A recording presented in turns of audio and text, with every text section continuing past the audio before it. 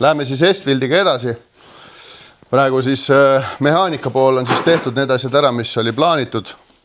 Pool barri rõhku on jälle olemas. Vähemalt ma praegu kella järgi nägin 0,5, aga vanasti oli 0,47. Liikus normaalselt. Sõitsin taga siis siia ise Dünosse koha peale ja hakkan siis rullitama, vaatame, kas see jõud tuleb tagasi ja palju me siit välja võlume. Igal juhul kliendile endale jääb siin mingisugused pisikesed radiaatori parandused, jahutusvedeliku lekked, need asjad, mis ta on ise siia ehitanud. Ja meie tegeleme siis ainult sellega, et see mootor hästi töötaks. Aga nüüd Lauri pani Dünosse kinni ja hakkame kraunutama, vaatame, mis siit tuleb.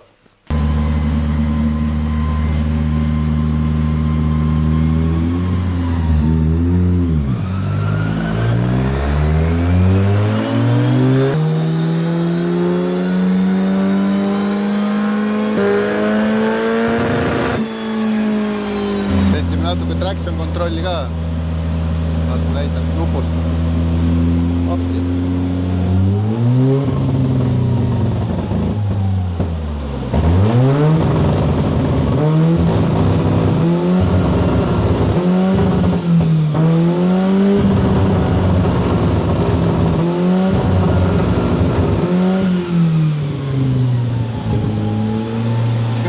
Päris hea.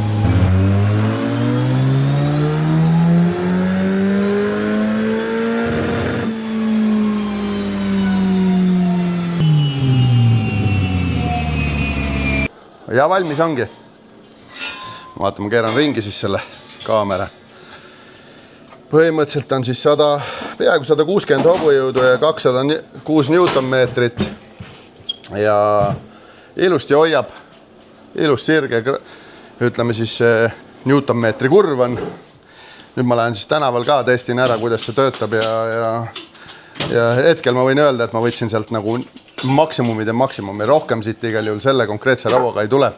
Kui me nüüd arvestame sellega, et eelmine kord, kui ma siin Dünos olin, sain ma siin 120 hobuse kanti ja nüüd 160, siis see raua muutus andis ikkagi tulemuse summuti näol ja nüüd on nagu rõhk ka stabiilsem. Ennem oli 0,47, nüüd on 0,51 ja maksimum, mis ta hoiab, et me oleme nüüd seal, kus me tahame olla ja ma sain lõpuks seadistada normaalsete süütetabelit ka.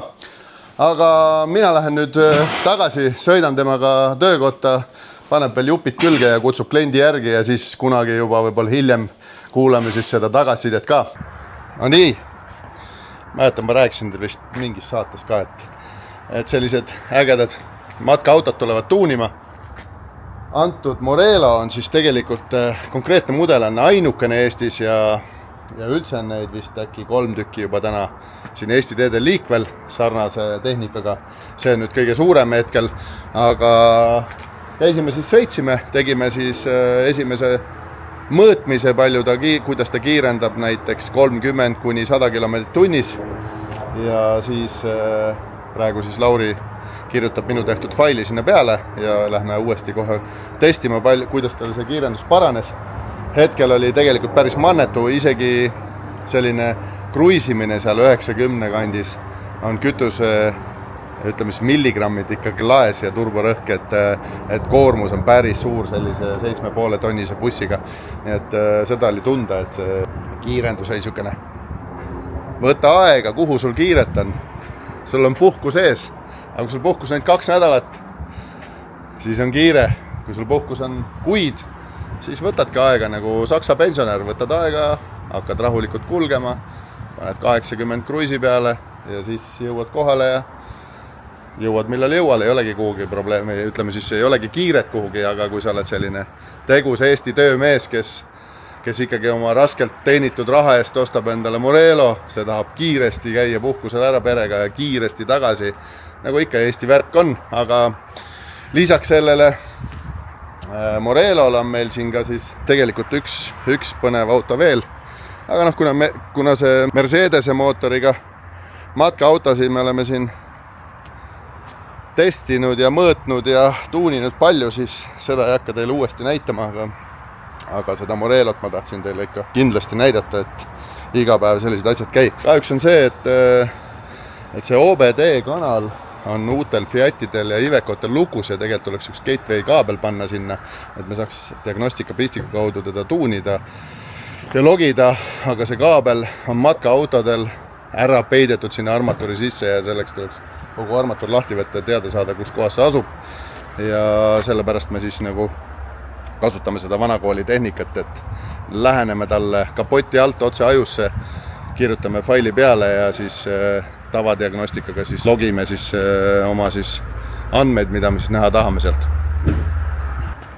Üks asi, mis me veel tähele panime, et sisselaske temperatuur on tänase, kuna meil täna ei ole ju tegelikult väga ja ütleme siis palavilm, on juba 60 kraadi ja pole veel turborõhku ollagi, siis põhjuseks on tegelikult lihtsalt see, et see õhk ei pääse siia. Ja kui sa vaatad, siis suur Morello märk ja lisaks veel on tuled ka täpselt intercooleri ees. See vähe takistab seda õhuvoolu, aga siin võib-olla äkki mõne ventilaatoriga või siis veel mõne suunava plaadiga annaks selle asja ära parandada, sest et iga 5 kraadi, mis see sisselaske temp langeb, kasvab mootori efektiivsus hüppeliselt, nii et sellesse tasuks investeerida. Tegelikult kunagi ammu me nägime ka vanadel Frankiatel oli sama häda, õhk ei pääsenud intercoolerisse ja siin sai tehtud sellised suunavad õhulabad, et kui õhk tuleb peeniksest pilust, et siis ta kohe ka sinna intercoolerisse suunatakse ja see tõstis seda jõudlust ikka nii märgatavalt, et selline tunne, et oleks masin tuunitud. Üle 100 ei lähe. Vaatame kiirendust. Või seda kiiruse piiret ka korra. Kuule läheb üle. Näed jah? Aga võitis kinni raisk. Ei lähe ikka eriti palju üle.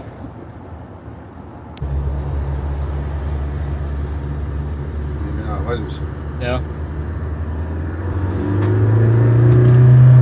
Kurat, lasi liiga sügavale.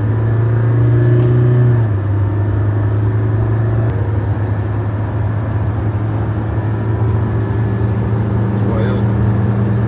100.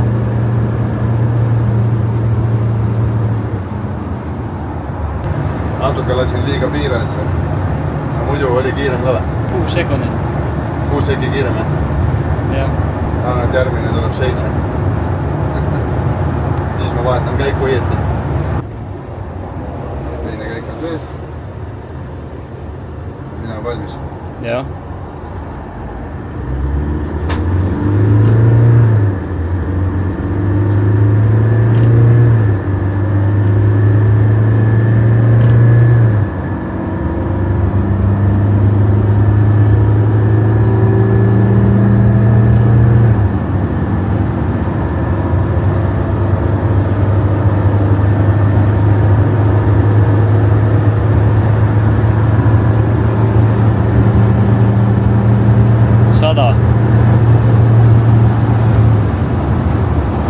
No nii, edukas test tehtud.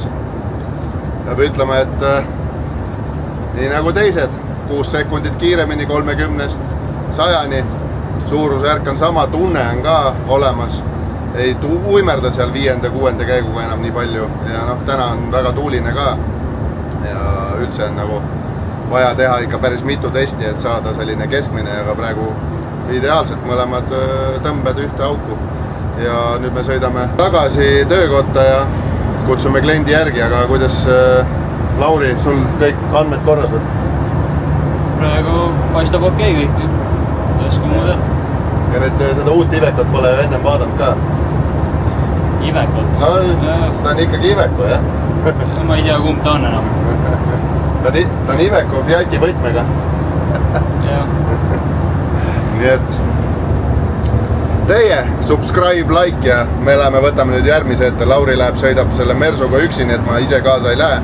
Et see on oma mõõtmetelt ja kaalult legaalne tema juhilubade jaoks, nii et näeme jälle.